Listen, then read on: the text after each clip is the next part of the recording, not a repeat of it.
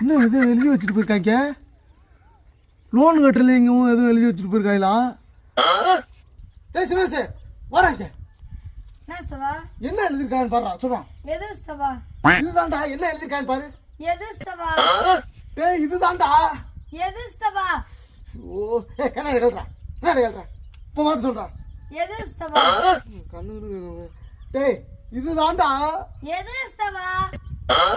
உனெல்லாம் படிக்க வச்சு போட போட. தருணங்க வேணா. இது என்ன எழுதிருக்கு பாடுறா. இதுதான்டா. என்னடா எழுதிருக்காங்க? உனெல்லாம் படிக்க வச்சு போகிறாரு.